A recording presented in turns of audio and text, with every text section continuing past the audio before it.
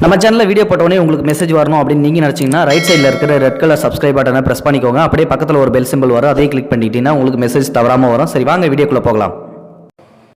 சுந்தரம் குருக்களுக்கு 58 வயசாகுது. காஞ்சிபுரத்துக்கு பக்கத்தில் இருக்கிற ஒரு பிரசித்தி பெற்ற அம்மன் கோவில் அர்ச்சகர் அவர். அவருடைய மனைவி பேர் சுந்தரி மாமி. அவங்க 51 வயசு. அவங்களோட ஒரே பையன்தான் பரத்வாஜ். இப்போது கம்ப்யூட்டர் இன்ஜினியரிங் டெக்சாஸில் வேலை பார்க்குறான். லட்சக்கணக்கில் சம்பாதிக்கிறான். ஆனால் அவன் சின்ன வயசில் ரொம்ப கஷ்டப்பட்டு தான் படித்தான். குடும்பம் ஏழ்மையான நிலையில் இருக்கிறது தெரிஞ்சு தான் நல்லா படித்தாதான் குடும்பம் முன்னேற முடியும் அப்படின்றத உணர்ந்து எப்போ பார்த்தாலும் பரத்வாஜ் புத்தகத்தோடு தான் அலைவான். வகுப்பில் எப்பயுமே அவன் தான் ஃபஸ்ட் ரேங்கு. +2ல் கூட அவன் பள்ளி அளவில் முதல் மார்க்கும் மாவட்ட அளவில் 3வது மார்க்கும் வாங்கியிருந்தான். இன்ஜினியரிங் கல்லூரியில் சேர்த்துட்டாலும் அடுத்த 4 ஆண்டு படிப்பு அவன் முடியறதுக்குள்ளே சுந்தரம் குருக்களும் சுந்தரமாமியும் படாத பாடுபட்டு திண்டாடி போயிட்டாங்க.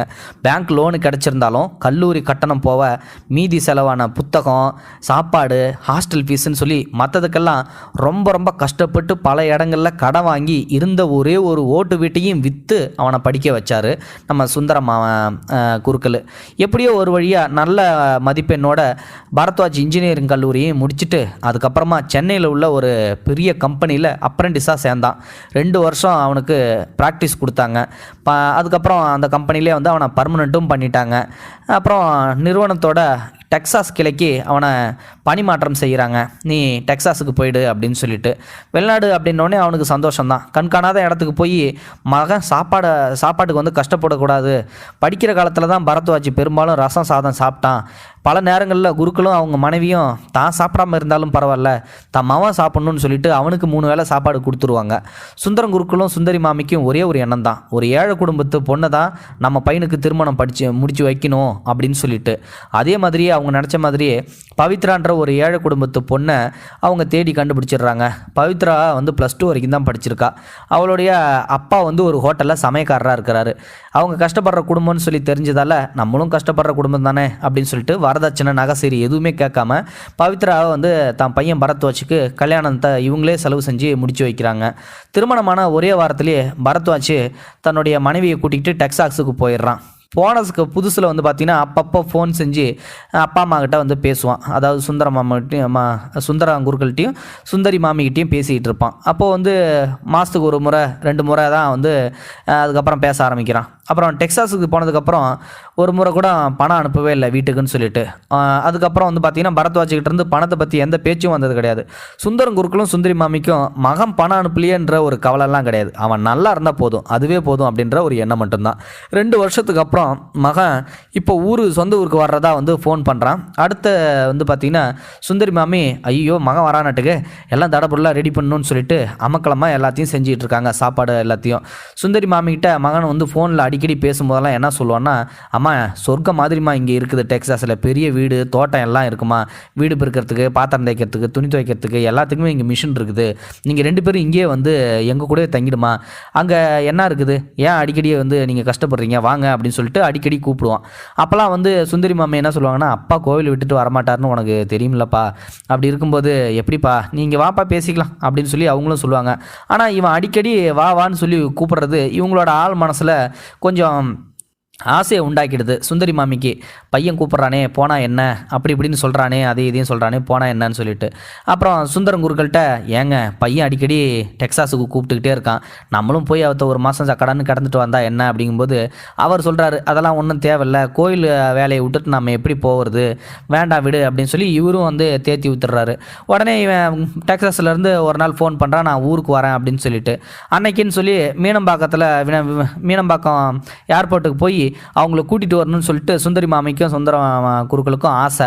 ஆனால் இவன் என்ன ஃபோன் பண்ணுறான், அம்மா நீங்கள் இங்கே சிரமப்பட வேணாம், கஸ்டம் கிளியரன்ஸு மற்ற ஃபார்மாலிட்டிஸ் எல்லாம் முடியறதுக்கு நேரமாகும், அதனால் நாங்களே வந்துடுறோம், அப்படி நீங்கள் வீட்டிலே வெயிட் பண்ணுங்கள் அப்படின்னு சொன்னவும் இவங்க வீட்டிலே குட்டி போட்ட போன மாதிரியே இங்கிட்டு நடந்துகிட்டு இருக்காங்க.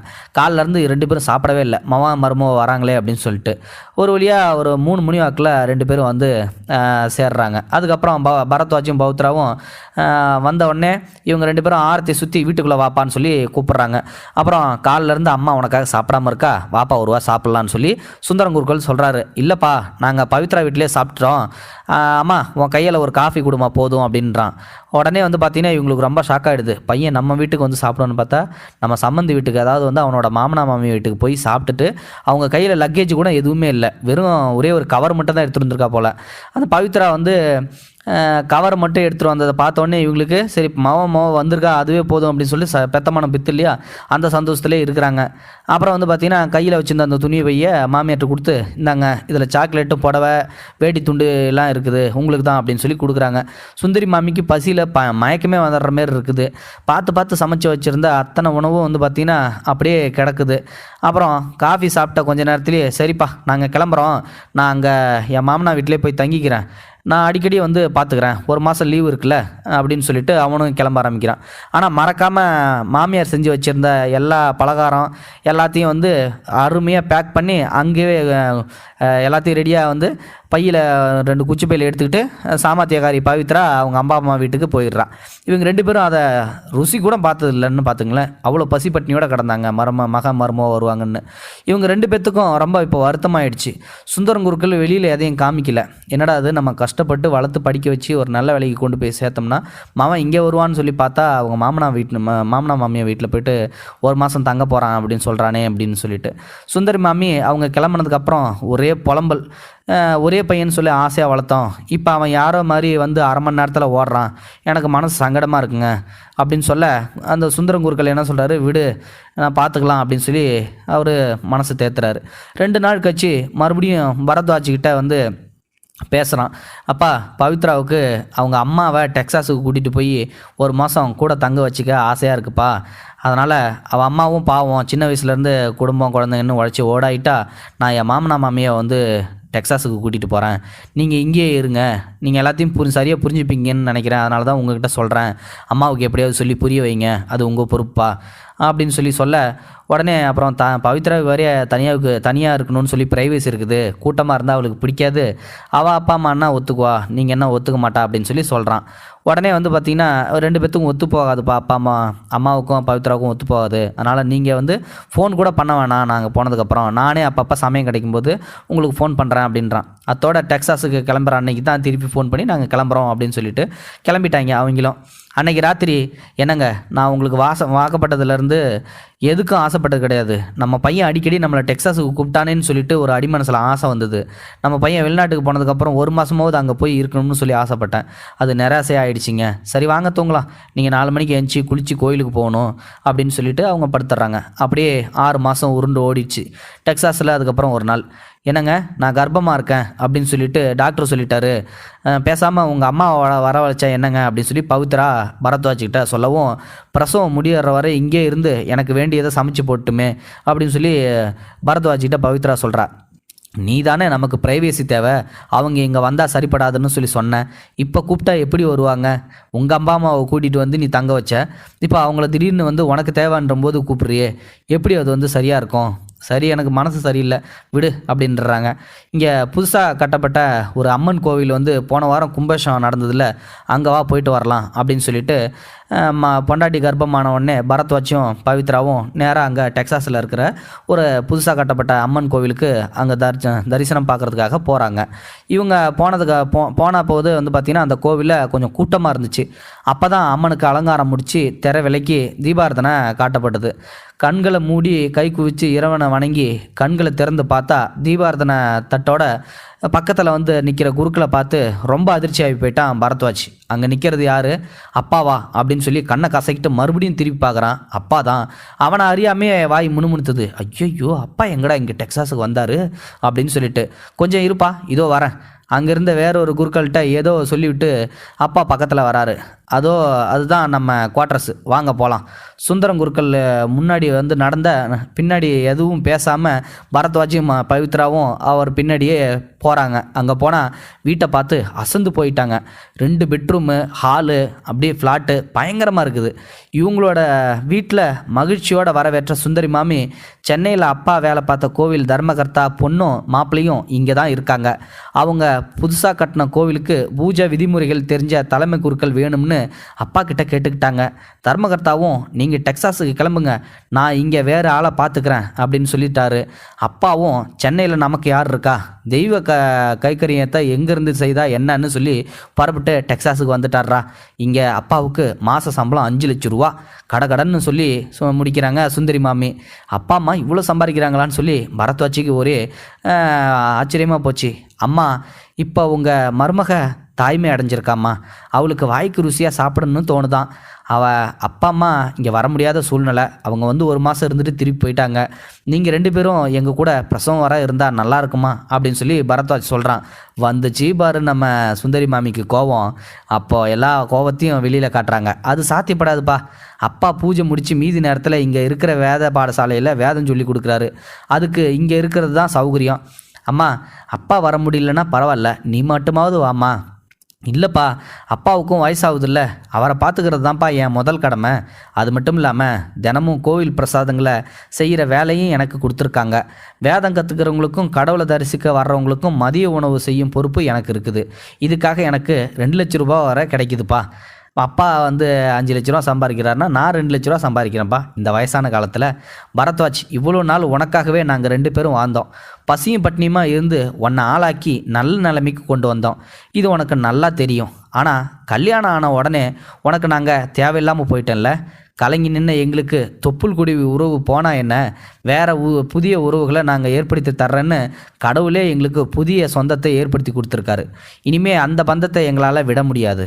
மேலும் பூஜை பண்டிகைன்னு சொல்லி நாங்கள் 2 பேரும் அடிக்கடி நியூ ஜெர்சி, கலிஃபோர்னியானாலாம் போவோம். அங்கே இருக்கிறவங்க இவரை கூப்பிடுவாங்க. இதில் எங்களுக்கு நல்ல வருமானம் வருதுப்பா. எங்கள் சேமிப்பு போக மீதம் உள்ள பணத்தை சென்னையில் இருக்கிற ஆதரவற்ற முதியோர் இல்லத்துக்கு நாங்கள் அனுப்புகிறோம். பணத்துக்கு இப்போது எங்களுக்கு பஞ்சம் இல்லை. சென்னையில் வலசரவாகத்தில் புதுசாக ஒரு வீட்டையும் வாங்கியிருக்கோம். ஒரு காலத்தில் உன்னோட அன்புக்காக ஏங்கிக்கிட்டு இருந்தோம். நல்லா கஷ்டப்பட்டு படிக்க வச்ச பையன் நம்மளை காப்பாற்றுவான் கடைசி வேலையில் அப்படின்னு சொல்லி 3 வேளைக்கு உனக்கு சாப்பாடு போட்டு விட்டு நாங்கள் பட்டினி கிடப்போம். ஆனால் இப்போது உன்னை பற்றி நினைக்க எங்களுக்கு நேரம் கிடையாது. இப்போது மதிய உணவு நேரம் நெருங்கிடுச்சு, நான் போய் பரிமாறணும் அப்படின்னு சொல்லிட்டு அறக்க பறக்க கிளம்புனாங்க சுந்தரி மாமி. இப்போது பவித்ரா கிட்ட எங்களுக்கு பல பணக்கார பெண்கள் ஜாதகம் வந்துச்சு, ஆனால் நீ ஏழை குடும்பத்து பெண்ணாக பிறந்த பொண்ணு அப்படின்னு சொல்லிட்டு எங்களையெல்லாம் கைவிட மாட்டே அப்படின்னு நினச்சி தான் ஏமாந்து போய் நாங்கள் உன்னை கல்யாணம் பண்ணி வச்சோம். ஆனால் என் மவனை இப்படி மாற்றிட்ட நீனு. கல்யாணம் ஆடுன அடுத்த நிமிஷமே அவனை உனக்கு அடிமையாக்கிட்ட. நாளைக்கு உனக்கும் ஒரு பையன் பிறப்பான், பின்னாடி உங்களையும் இப்படி தான் நடத்துவான். கடவுள் உனக்கு தக்க தண்டனை கொடுப்பான். மாமியாரோட அனல் பறக்கும் பேச்சு அவளால் பவித்ராவை ஈட்டியால் குத்துறது மாதிரி இருந்துச்சு. மகனிடம் போகும்போது அப்பாவிடம் எதுவும் பேசாத, அவர் எரிமலையாக வெடித்து விடுவார், எதுவும் பேசாமல் கிளம்பு. அப்புறம் நீ அடிக்கடி இங்கே வர்றதெல்லாம் அப்பாவுக்கு பிடிக்காது. என்னை பார்க்கணுன்னு சொல்லி தோணுச்சுன்னா மதியம் சாப்பாட்டு வேலையில் வந்து கோவிலில் வந்து பாரு, சாப்பாடாவது போட்டு உனக்கு அனுப்புகிறேன். மாமி பொரிந்து தள்ளிவிட்டு கிளம்பி விட்டாள். அவளிடம் அப்பா ராம்ஜியை 5 மணிக்கு கார் எடுத்துக்கொண்டு வர சொல்ல ப்ரொஃபஸர் பாலுவை ஒரு பூஜை விஷயமாக பார்க்க வேண்டும். பெற்றவர்களின் அன்பை உணர முடியாமல் மனைவியின் சுயநல போக்கிற்கு அடிமையாகி அவர்களை உதாசீனப்படுத்தி இப்போது அதே அன்பிற்கு ஏங்கிய பரத்வாஜ் சாய்வு நாற்காலியில் அமர்ந்திருந்த அப்பாவின் முகத்தை ஏறெடுத்தும் பார்க்க கூசி அங்கிருந்து தன் மனைவியுடன் தளர்ந்த நடையுடன் வெளியேறினான். பரத்வாஜுக்கும் பவித்ராவுக்கும் தலை சுற்றுகிறது. பரத்வாஜுக்கும் மயக்கம் வருவது போல இருந்தது. அம்மாவின் பேச்சு அவர்கள் இருவருக்கும் சாட்டை அடிப்பது போல் இருந்தது. வைராகியம் உள்ள அப்பா அவர்களை பார்க்காமல் கண்டுகொள்ளாமல் பேப்பர் படித்து கொண்டே இருந்தார். இது ஒரு அருமையான பதிவு தான். உண்மையிலுமே ஒரு நெகிழ்ச்சியான பதிவும் கூட. எவ்வளோ கஷ்டப்பட்டு அந்த பையன் பரத்வாஜை வந்து குருக்களும் சுந்தரி மாமியும் படிக்க வச்சாங்க. பின்காலத்தில் உதவுவான்னு சொல்லி தானே. பொண்டாட்டி வந்த அடுத்த நிமிஷமே வெளிநாட்டுக்கு போய் அவங்க மாமனா மாமியாவை கூட்டு போய் வெளிநாட்டில் 1 மாதம் வச்சுருந்துட்டு அமுச்சு விட்டு இவங்களுக்கு பணம் சொல்லி எதுவுமே உதவி பண்ணாமல் இவங்க என்ன ஆனாங்க ஏதானாங்கன்னு சொல்லி ஒரு ஃபோன் கூட பண்ணாமல் இருந்த பரத்வாஜுக்கு தக்க பதிலீடு கொடுத்த சுந்தரி மாமியும் சுந்தரம் குருக்களை பற்றியும் நீங்கள் என்ன நினைக்கிறீங்க? மறக்காம உங்களோட கருத்துக்களை கமெண்ட் பாக்ஸில் சொல்லுங்கள். முடிந்தளவுக்கு இந்த வீடியோ மற்றவங்களுக்கு ஷேர் பண்ணுங்கள். கூடவே நம்ம சேனலையும் சப்ஸ்கிரைப் பண்ணுங்கள். தேங்க்யூ ஃபார் வாட்சிங். இது போன்ற செய்திகளை உடனுக்குடன் நீங்கள் தெரிந்து கொள்ள மறக்காமல் எங்களுடைய சேனலை சப்ஸ்கிரைப் செய்யவும், கூடவே பக்கத்தில் வரும் பெல் ஐக்கானையும் கிளிக்